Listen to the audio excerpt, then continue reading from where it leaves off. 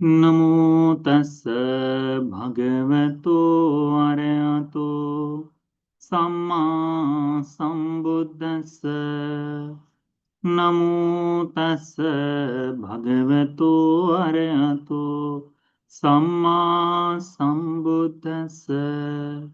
नमो तस् भगवतो अरहतो सम्मा सम्बुद्धस्स। साधु साधु साधु।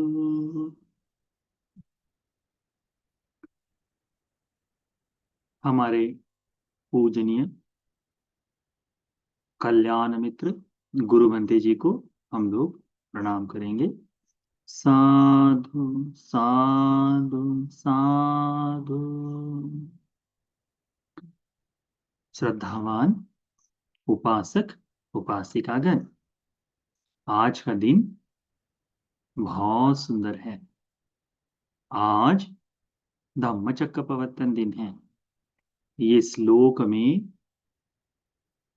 अंधकार में पड़े रहते समय सम्यक संबुद्ध नाम से व्यक्ति इस लोक में उत्पन्न हुए, धर्म का बोध किया और आज के दिन, इस पूर्णिमा के दिन, इस गुरु पूर्णिमा के दिन धर्म चक्र का प्रवर्तन किया है। इस धर्म चक्र का एकमेव उद्देश्य है संसार दुख से मुक्ति के लिए। ये संसार दुख से मुक्ति इस दुनिया का सर्वोत्तम सुख है। इससे अधिक, इससे सुंदर, इससे सुखदायी सुख इस लोक में कहीं नहीं है। मनुष्य लोक में मिलने वाली सारी सुख सुविधाओं के आगे, सामान्य मनुष्यों को मिलने वाली सुविधाओं के आगे चक्रवर्ती राजा का सुख सर्वश्रेष्ठ कहलाता है। चक्रवर्ती राजाओं को मिलने वाले सुख से अधिक श्रेष्ठ देवताओं का सुख कहलाता है। देवताओं में सबसे श्रेष्ठ सुख चक्र देवेंद्र को भोगने के लिए मिलता है। तो ये सुख की बात करें तो सुख इतना श्रेष्ठ, पर इन सभी में सर्वश्रेष्ठ है मुक्ति का सुख। इस मुक्ति के सुख, इस मुक्ति को पाने के द्वार आज भगवान बुद्ध जी ने जनमानस के लिए खोल दिए थे। इसीलिए गुरु पूर्णिमा है। आज से भिक्षुओं का वर्षावास भी आरंभ हो रहा है। तो हम लोग देखते हैं कि बुद्ध समय में बड़ी सरलता से भगवान बुद्ध जी से छोटा सा उपदेश ग्रहण कर भिक्षु लोग जब किसी एकांत में ध्यान के लिए चले जाते थे तो तुरंत ही, जल्द ही, कुछ ही समय के अंदर ही, भीतर ही भिक्षुओं को धर्म का बोध हो जाता और अरहत्व को प्राप्त हो जाते। आज बड़ी मुश्किल हो रही है, परंतु बुद्धवाणी परिशुद्ध रूप से आज है हमारे पास। तो इस बुद्धवाणी का इस्तेमाल हमने करना चाहिए। तो कैसे करना चाहिए?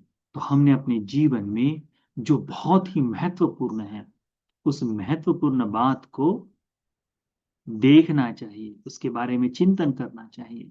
और वह महत्वपूर्ण बात है हमें मिली हुई यह क्षण संपत्ति, हमें मिला हुआ यह सुनहरा मौका, सुंदर अवसर, इसके बारे में यदि जान जाए तो हम लोग अप्रमादी होकर धर्म का अभ्यास कर सकते हैं।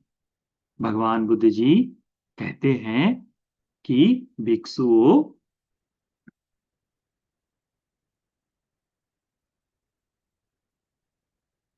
कि बहु ही अखना उत्ता मग्गसांतराय का, इस लोक में धर्म की बोध करने के मार्ग बहुत कम है। पर अंतरायिक, अंतरायिक का मतलब, जैसे हमने आनिसंस और आदि नवीन दो शब्दों के अर्थ बताए थे और बताए थे कि इसको हमेशा याद रखो, उसी तरह से अंतरायिक, अंतरायिक का मतलब होता है बाधक, धर्म साधना में बाधा, व्यत्यय उत्पन्न करने वाले अंतरायिक धर्म। इन अंतरायिक धर्मों को जानना चाहिए। तो भगवान कहते बहु ही अक्षणा, बहुत सारे अक्षण हैं, बहुत सारे मार्ग के लिए बाधक धर्म है। केवल एक या दो ही ऐसा मार्ग हो सकता है, केवल एक ही है जो क्षण संपत्ति कहलाता है। तो आज हम अक्खन के बारे में सुनेंगे। वर्षावास का आरंभ कर रहे हैं, तो जो मौका मिला है उसका सही लाभ उठाना आना चाहिए। भगवान बुद्ध जी सरलता से कहते हैं, खनिकिच्चो लोको तिभिक्खवे असुत्वा पुथज्जनो उच्यति भासति। ये जो ये क्षण है, बड़ा सुंदर क्षण है, बड़ा सुनहरा मौका है, सही समय है, ऐसा कहते हुए ये जो अश्रुत्व, जिन्होंने धर्म को नहीं सुना है, जो बुद्ध शासन से परे है, ऐसे लोग कहते हैं कि ये तो बेस्ट अपॉर्चुनिटी है, सबसे बढ़िया समय है करके। नो सो नोच खोसो जानाति खनंग वा, वे क्षण को और अक्षण को दोनों को नहीं जानते, क्योंकि धर्म नहीं जानते। धर्म से बाहरी व्यक्ति बुद्धवाणी के बारे में, इस सुनहरे मौके के बारे में बता ही नहीं सकता। दुनिया में हम देखते हैं सुनहरा मौका क्या है, तो अभी जमीन खरीद लेना चाहिए। सुनहरा मौका क्या है, नौकरी का समय है। सुनहरा मौका क्या है, तो इस तरह से भिन्न भिन्न चीजों से हम देखते हैं, परंतु यह केवल इस भौतिक सुख के लिए, परमार्थ के लिए नहीं। तो सुनहरा मौका हो सकता है क्या? नहीं। यह संपत्ति आपके लिए हो जाए बस। तो भगवान कहते हैं कि वे लोग समय को नहीं जानते, सुअवसर को नहीं जानते और अवसर को नहीं जानते, इसीलिए कहते हैं। फिर भगवान कहते हैं, अट्ठी में भिक्खवे अक्षणा असमया ब्रह्मचर्य वासाय। ये जो भगवान बुद्ध जी का परिशुद्ध धर्म है, इस धर्म के पालन को ब्रह्मचर्य कह सकते हैं। इसके अनुसार जीने के लिए हम धर्म का आचरण कह सकते हैं। तो भगवान कहते हैं, 8 ऐसे अनुचित समय हैं, बुरे समय हैं, जिस समय भगवान के धर्म पर चलना असंभव है। हाँ, चल नहीं पाएंगे, उसका लाभ नहीं हो पाएगा। कौन से 8 हैं? तो भगवान कहते हैं, इद भी कवे तथागतो जो लोके उत्पन्न होती। यहाँ भगवान बुद्ध जी इस लोक में जन्म लेते हैं। अरहं सम्मा संबुद्धो, 9 गुणों से युक्त होकर, अरहं सम्मा संबुद्ध, विद्याचरण संपन्न, सुगत, लोकविदु, अनुत्तरो पुरिस धाम सारथी, सत्ता देव मनुष्यानं बुद्धो भगवाति। इन 9 गुणों से युक्त तथागत इस लोक में जन्म लेते हैं। धम्मोच देशयति, और धर्म का उपदेश करते हैं। बुद्ध कृत्य क्या है? धर्म का उपदेश कर कर मुक्ति के मार्ग को विवृत करना। कैसा धर्म? कौन सा धर्म? ओपसमयिको परिनिब्बाइको संबोधगामी, अकुशल से बाहर होकर निर्वाण के मार्ग पर चलाने वाला, परिनिर्वाण के लिए हेतु होने वाला, बोधि को पाने वाला। सुगत पवेदितो, सुगत के द्वारा, तथागत के द्वारा प्रज्ञप्त किया गया, बताया गया, रखा गया। यह धर्म का उपदेश हो रहा है निर्वाण के लिए। फिर भगवान कहते हैं, परंतु हम मनुष्य जो है, निरय में जन्म लेता है। अयं च पुग्गलो निरयं उपपन्नो होती। निरय में जन्म लिया, नरक में जन्म लिया। केवल संकिस्सा में भगवान बुद्ध जी जब दिव्य लोक से मातृपुत्र देवराज को धर्म का उपदेश करके जब मनुष्य लोक में आ रहे होते देवलोक से, तभी केवल निरय तक के द्वार खुल जाते हैं कि हाँ, तथागत सम्यक संबुद्ध जन्म लिए। परंतु उन्हें धर्म का बोध हो सकता है क्या? नहीं। तो भगवान इस लोक में है, धर्म का उपदेश हो रहा है, और व्यक्ति यदि इस मनुष्य लोक में नहीं है, तो निरय में है, तो नहीं हो सकता। आप और मैं काश्यप बुद्ध के समय कहाँ होंगे? कहाँ होंगे हम गौतम बुद्ध के समय में? कहाँ होंगे विपस्सी भगवान के समय में, या 28 बुद्धों के समय में हम कहाँ थे? शायद हो सकता है निरय में हो। वो मौका छूट गया हमारे हाथों। दूसरा मौका भगवान कहते हैं कि यदि व्यक्ति प्रेतलोक में जन्म लिया हो, तो प्रेतलोक में धर्म सुन सकते हैं क्या? नहीं सुन सकते। केवल बहुत अच्छा साधु साधु इतना ही कह सकते हैं, दूसरा कुछ नहीं। बोध नहीं हो सकता, बोध की इंद्रिय वहां नहीं है। बोध होने के लिए जिस प्रज्ञा की जरूरत है, वो प्रज्ञा वहां नहीं हो सकती। प्रेतलोक में जन्म लिया। हो सकता है 28 बुद्धों के समय आप मैं प्रेतलोक में हो, इसीलिए धर्म का बोध नहीं हुआ। हो सकता है आप और मैं तिरच्छान लोक में हो। तिरच्छान लोक यानी जानवरों का लोक। तिरच्छान लोक का मतलब क्या होता है? जानवरों का लोक। हो सकता है हम लोग वहां हैं, भगवान के समय नहीं। संग में थोड़ा सा तकरार होने के बाद भगवान एकांत के लिए जंगल में चले गए। और वहां क्या हुआ? तो हाथी के द्वारा भगवान की सेवा की गई, बंदरों के द्वारा भगवान की सेवा की गई, परंतु धर्म का बोध हो सका उन्हें? नहीं, नहीं हो सका। वहां से मृत्युपरांत दिव्यलोक जाकर ही जब देवलोक से आए तब बोध कर सके, तब तक नहीं। तो देवलोक में हो सकता है एक सीमा तक, परंतु इसमें नहीं, प्रेतलोक में नहीं, निरय में नहीं, तिरच्छान लोक में नहीं। ये मौका हमारे हाथों से चला जाएगा यदि हमने तो। फिर भगवान कहते हैं कि यदि कोई जन्म ले दीर्घकायिक देवताओं के लोक में, दीर्घकायिक देवता यानी जिनका आयु कल्पों जैसा है, जिनका आयु लंबा है, दीर्घ है, जहां अनित्य यह बोध करना दुर्देय हो जाता है।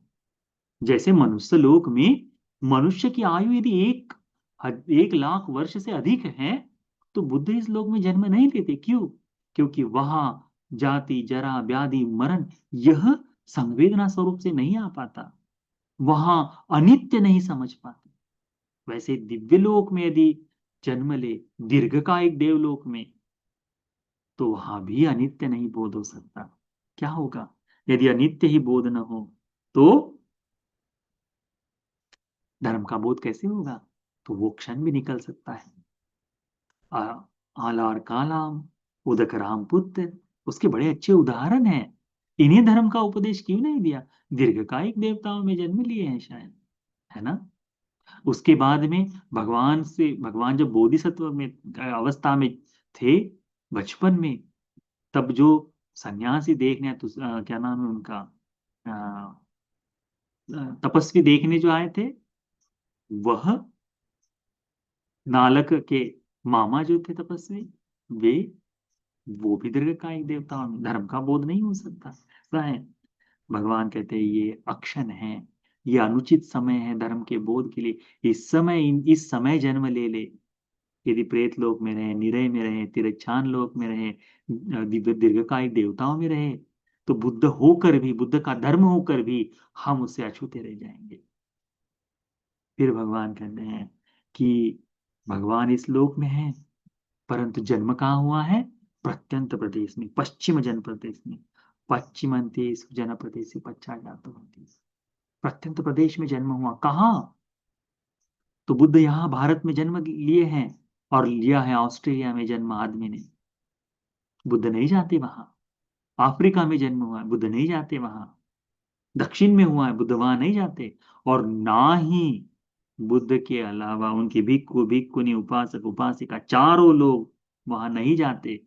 यदि जाते ही नहीं, तो धर्म का उपदेश हो सकता है क्या? नहीं हो सकता। आज यदि कोई अमेरिका में जन्म ले ले, तो ऑस्ट्रेलिया में जन्म ले ले, तो उसे ये क्षण संपत्ति मिल सकती है। क्यों? क्योंकि वहां भिक्खु भिक्खुनी उपासक उपासिका चारों लोग हैं। यदि सुनहरा मौका है उसके पास, तो जाकर इसका लाभ ले सकता है। फिर भगवान कहते हैं कि भगवान बुद्ध जी जहां जन्म लेते वही जन्म लिया, धर्म का उपदेश भी कर रहा है, परंतु ये जो व्यक्ति है वह भगवान के पास बैठा है, परंतु आंखों से अंधा है। कौन सी आंख से? धर्म की आंख से। मिथ्या दिट्ठी को, मिथ्या दृष्टि से ग्रसित है। मिथ्या दृष्टि से ग्रसित होने के कारण उसे कुछ धर्म का बोध नहीं हो सकता। कौन सा धर्म? जिसको बोध करने के लिए सम्यक दृष्टि, लौकिक सम्यक दृष्टि चाहिए। कौन सी दृष्टि चाहिए? लौकिक सम्यक दृष्टि। क्या है? अत्ति दिन्नम, दान देने का फल है। अत्ति इट्ठम, सेवा का फल है। अत्ति उत्तम, त्याग का फल है। अत्थि सुकट दुखटानं कामानं फलं विपाको, सुख दुख ये अपने कर्मों का फल है, इसका विश्वास। अत्यायंग लोको, अति परलोको, यह लोक है, परलोक है। लोग कहते हैं ना, आप देखो मिथ्या दृष्टि, कौन देखा है आगे का जन्म? सब कुछ तो यही है, इसी के बाद सब कुछ खत्म। आगे किसने देखा है? कोई नहीं है आगे का। लोग कहकर जो कहते हैं मिथ्या दृष्टि कहें, तो अत्ति अयं लोको अत्ति परलोको, अत्ति माता अत्ति पिता। माता विशेष है, पिता विशेष है, परंतु वर्तमान में हम देख रहे हैं धीरे धीरे ये माँ पिता का जो भाव है क्षीण होते जा रहा है, गौण होते जा रहा है। गुरुजनों के प्रति ये जो गौरव है गौण होते जा रहा है, खत्म होते जा रहा है। माता पिता को गाली देते हुए बालक बिल्कुल हिचकिचाता नहीं, लज्जा ही नहीं आती उसमें, लज्जा का इंद्रिय ही समाप्त हो गया है। तो कैसे उसमें सम्यक दृष्टि जागेगी? मिथ्यादिष्टिक है, मिथ्यादिष्टिक है, पापकारी है। मिथ्या दृष्टि करती क्या है? अकुशल करने के लिए प्रयुक्त करती है, अकुशल को जन्म देती है। वही तो अति सत्ता औपपातिका, परलोक में ऐसे सत्व है जो औपपातिक जन्म लेते हैं। इस बात पर विश्वास सम्यक दृष्टि का अंग है। फिर कहते हैं अत्ति लोके समन ब्राह्मणा सम्मगता सम्मा पटिपन्ना ये इमं च लोकं परं च लोकं स्वयं अभिज्ञा सच्चिकत्वा पवेदेन्ति इति। इस लोक में ऐसे श्रमण ब्राह्मण हैं जो स्वयं इस धर्म का बोध कर कर, इस लोक को बोध कर कर, परलोक को बोध कर कर, धर्म का बोध कर कर, स्वयं ज्ञात कर उससे मुक्ति के लिए उपदेश कर देते हैं। इस बात पर विश्वास सम्यक दृष्टि का अंग है, सम्यक दृष्टि है। और यदि बुद्ध के सामने इस दृष्टि से रिक्त आदमी जन्म ले ले, तो बुद्ध यदि कहे कुशल करो, क्या फायदा कुशल का करके मिथ्या दृष्टि में पड़ा आदमी नहीं करेगा। आज वर्तमान में भी देखो, बुद्ध के नाम पर ही मिथ्या के बारे में चिंतन करने वाले मिथ्या दृष्टि लोग हैं। बुद्ध के धर्म में मिलावट कर दी होगी कहते हुए रत्ती भर, अंश भर भी चिंतन नहीं जागता कि मैं पहले खोज तो लूं। किसी एक मूर्ख ने कह दिया, दूसरा मूर्ख उसका फॉलो करना मिथ्या दृष्टि है। इस मिथ्या दृष्टि से रहने के कारण आगे धर्म को समझ ही नहीं पाएगा, समझ ही नहीं पाएगा, तो धर्म का रास्ता उसके लिए बंद है। भगवान कहते हैं ये बंद होना अक्षम है, ये अनुचित समय है धर्म के लिए आचरण का। फिर भगवान कहते हैं सातवां कि व्यक्ति यही जन्म लेता है, इसी लोक में जन्म लेता है, बुद्ध है, परंतु वह व्यक्ति जड़ बुद्धि का है ना। जड़ बुद्धि पता है ना, बात गोल यानी बात नहीं कर सकता, गूंगा है, बहरा है, जड़ बुद्धि है। अब उसे बताओ नहीं समझ पाएगा, बता दो उसे नहीं समझ पाएगा, उसे केवल अपने जीवन में होने वाली बात समझ सकती, उससे अधिक नहीं। तो ऐसा व्यक्ति भी धर्म को बोध नहीं। ऐसे 8 ऐसे समय हो गए जो हमारे हाथों से चले जाते हैं। तो भगवान कहते हैं एको को भिक्खवे खनोच समयोच ब्रह्मचर्य वास, ये केवल एकमेव क्षण है, एकमेव धर्म है जिस समय धर्म का अभ्यास कर सकते हैं, ब्रह्मचर्य का पालन कर सकते हैं। कौन सा? भगवान कहते हैं इस लोक में तथागत अरहंत सम्यक संबुद्ध 9 अरहंत आदि गुणों से जन्म लेते हैं और धर्म का उपदेश करते हैं, जो धर्म निर्वाण के लिए हो, जो धर्म मुक्ति के लिए हो, जो सुगति के द्वारा उपदेशित हो। वो बुद्ध के नाम से सुगत के द्वारा उपदेशित धर्म नहीं है। तो बुद्ध के नाम से अपनी बात में बताने लगो तो नहीं हो पाएगा मुक्ति। केवल बुद्ध की बात आप तक पहुंचे, इतना भर प्रयोग, इतना भर काम है भिक्षु का, उससे अधिक नहीं। तो यह बात भगवान कहते हैं कि भगवान धर्म का उपदेश कर रहे हैं और इस लोक में मनुष्य जन्म लेता है, जड़ बुद्धि नहीं है, प्रज्ञावान है, धर्म को समझने की इच्छा रखता है, जानता है, समझता है, वह धर्म को सुनता है, धर्म का बोध कर लेता है। एको हो खानो, एक में क्षण है। ये वर्षावास शुरू हो रहा है, आप देखिए, एक क्षण नहीं है। आज भिक्खु भिक्खुनी उपासक उपासिका चारों परिषद, चारों लोग इस दुनिया में हैं, धर्म के लिए उपदेश हो रहा है। यदि ये मौका भी गंवा दे तो क्या होगा? और मौके नहीं आएंगे, क्योंकि यदि ऑड्स देखे जाए, यदि हम देखे जाए कि हमारा अनुपात क्या है, 8 में से 1, या फिर 9 में से एक। 8 तो जो काम के नहीं है वही है, केवल एक समय है। 9 में से एक कितना, उसका समीकरण कैसा होगा, है ना? उसको देखो, उसको देखो। तो जो मौका मिला है इसे गंवाने की आवश्यकता नहीं। व्यर्थ में किसी को दोष देते हुए, व्यर्थ में किसी धर्म के बारे में निंदा करते हुए, बाकी बातें कहते हुए, व्यर्थ में जो बुद्ध के लिए यानी बुद्ध धर्म के बगैर जो धर्म पाते हैं, इनके लिए व्यर्थ में समय गंवाने की आवश्यकता नहीं। केवल समय बिताओ कि कैसे मुझ में इस धर्म चक्र का बोध हो पाए, कैसे मैं धर्म में आगे बढ़ पाऊं, उतना पर्याप्त है। यदि उतना हो जाए तो लाभ ही लाभ होगा, उतना हो जाए तो हमारे जीवन में सहायता ही सहायता हो। यह क्षण है, 8 एक ही क्षण है। भगवान कहते हैं मनुष्य लाभं लद्धानं सद्धम में सुपवेदिते ये खनंग नादि गच्छन्ति अति नामेन्ति ते खनन। भगवान कहते हैं कि मनुष्य लाभ मिला है, भगवान का, भगवान के द्वारा सुपवेदित, सुंदर अच्छी तरह से विस्तारित सद्धर्म का उपदेश है। यदि इस क्षण को अब बोध नहीं करेंगे तो पता नहीं ये क्षण पुनः कब आ जाए, कब आए। बहु अक्षणा उत्ता, बहुत सारे अक्षण हैं। मग्गस अंतराय का, मार्ग की बाधाएं बहुत सारी हैं। कदाचि करहचि लोके, कल्पों कल्पों में एकाध बार ही बड़ी कठिनाई से उपजंती तथागता, तथागत उत्पन्न होते हैं। शतसहस्र से ही दुर्लभो करके कहा है बुद्ध को। 100 कल्पों में भी बुद्ध दुर्लभ है कहते हैं, है ना? एक आध बार कदाची करहची ऐसा जन्म होता है तथागत का।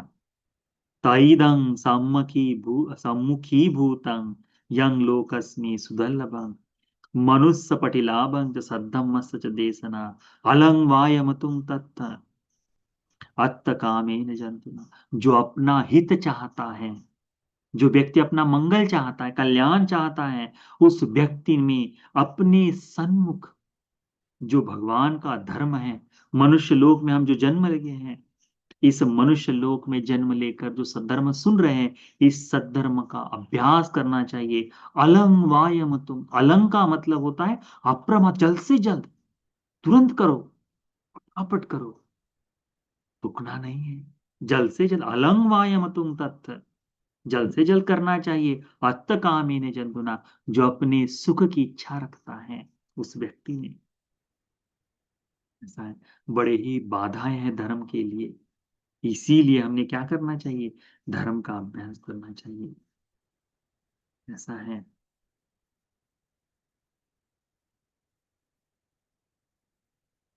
ये संवरा चक्षुमता देशिता दिच्च बंधुना तेसु गुप्तो सदा सतो विहरे अनवसतो सभ्य अनुसये छेत्वा मारदेय पराग गुणे अपरानुगे देवे पारंगता लोके ये पथ आसव खयंती।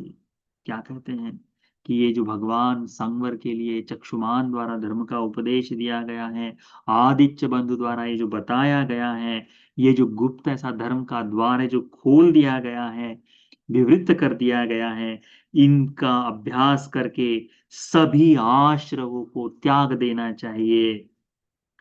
इनको त्यागने वाला, इनसे दूर हो जाने वाला व्यक्ति मार का जो ध्येय है, मार का बंधन से मुक्त हो जाता है। वे लोग पारंगत कहलाते हैं। वे लोग परे चले गए, ऐसे लोग कहते हैं नदी का पार कर दिया, तो नदी को पार करने वाले ऐसे लोग सभी आश्रवों को क्षय कर देते हैं करके भगवान बुद्ध जी का उपदेश है। तो इस वर्षावास के समय में हम लोगों ने क्या चिंतन करना चाहिए?